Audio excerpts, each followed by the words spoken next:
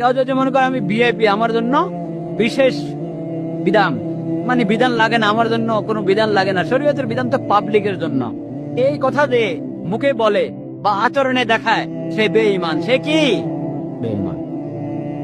ومن يشاقق الرسول من بعد ما تبين له الهدى ويتبع غير سبيل المؤمنين نوله ما تولى ونسله جهنم وساءت مصيرا।